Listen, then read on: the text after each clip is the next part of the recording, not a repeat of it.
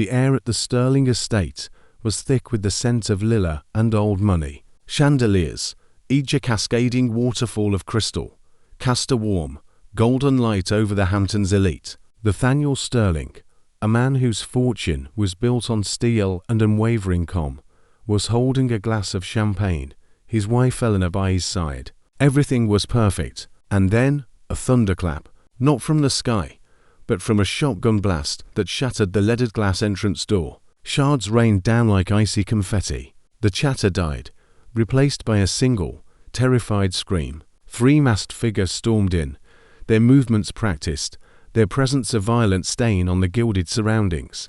The first, a brute with a tactical vest, pointed a pistol at Nathaniel's chest. "Everybody down, now," he roared, his voice a gravelly snarl. Panic erupted. Men scrambled, their silk jackets rustling as they hit the marble floor.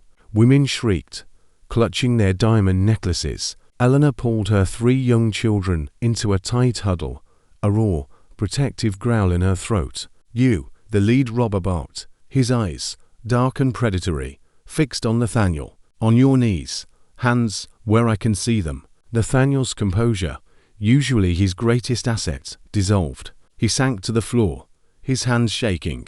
"Please," he stammered, "take whatever you want. Just don't hurt anyone."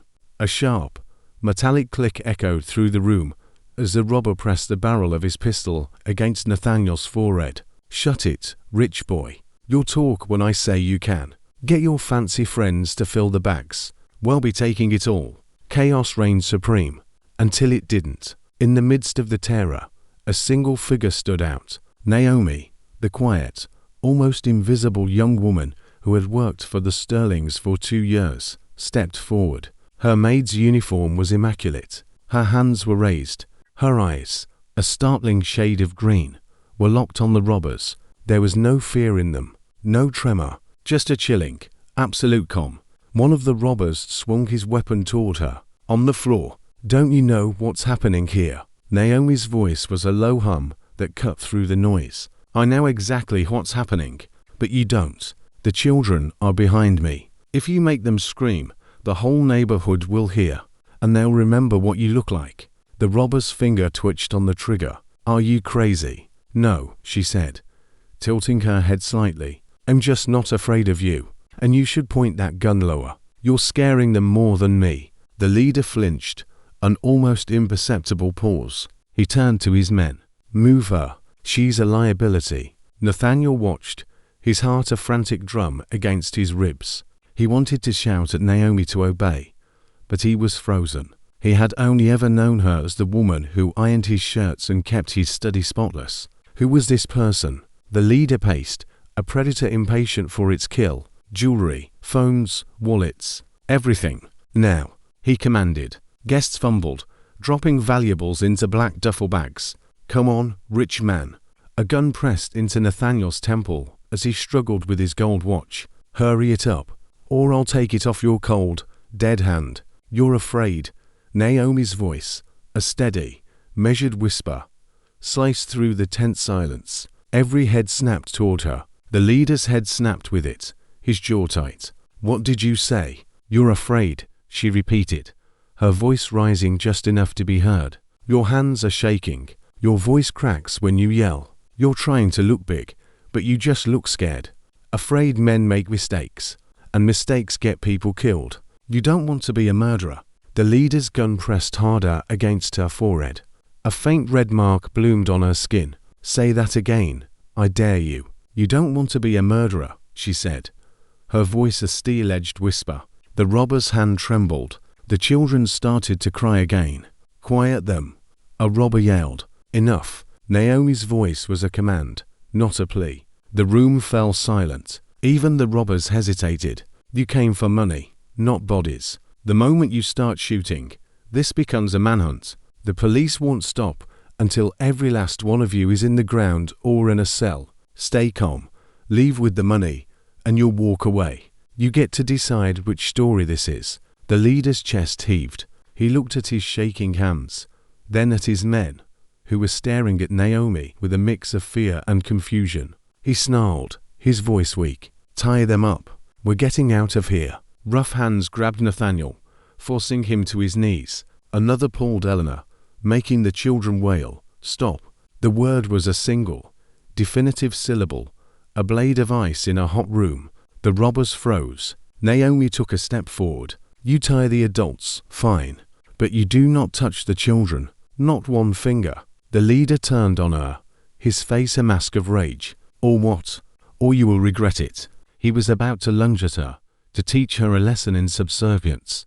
But something in her eyes stopped him. It wasn't a threat. It was a promise. Who are you? He spat, grabbing her arm. The wrong person to threaten, she said. And then she moved. It was a blur. Her elbow slammed into his wrist. A sharp, precise crack. The gun clattered to the floor. Before his bewildered men could react, she twisted his arm behind his back, forcing him to his knees. A second robber screamed and swung his weapon. But Naomi was faster. She ducked, scooped up the fallen gun, and in a single fluid motion, she disarmed the second man with a swift kick to his weapon hand. A sharp, loud crack as her palm connected with his jaw. He dropped like a sack of rocks. The third robber froze, his pistol trembling in his hand. Naomi, now holding two guns, pointed one directly at him. Her stance was professional, steady, and utterly terrifying. Drop it, she ordered. He hesitated. I said, drop it. The gun hit the floor with a metallic thud. The room was silent. The only sound was the ragged breathing of the guests and the low moan of the leader on the floor. Naomi stood tall, her chest heaving slightly, but her gaze unblinking. The sirens wailed faintly in the distance. On your knees. Hands behind your heads. Now. Her voice was sharper than any whip. For the first time, the men obeyed. Minutes later, when the police stormed the hall, they found the robbers lined up, faces to the floor, disarmed and defeated. In the center of the room, still holding a gun, stood Naomi. The lead officer, a veteran detective named Miller, stared at her. Who restrained them? Nathaniel Sterling's voice was a whisper. She did. Naomi. Miller raised an eyebrow. Name. Naomi lowered the gun, a slow exhale escaping her lips. Naomi Sterling.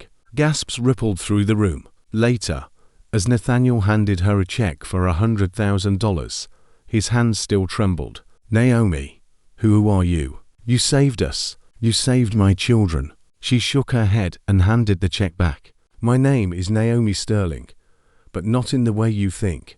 I was once an Army Ranger. A quiet life was all I wanted, so I changed my name and my identity. But some habits, they don't leave you. Nathaniel looked at the quiet woman who had served him coffee every morning for 2 years, and he saw a hero. He saw a guardian angel. He saw a soldier, and he knew, with a certainty that settled deep in his soul, that his family was alive because courage had been hiding in plain sight, polishing the floors all along.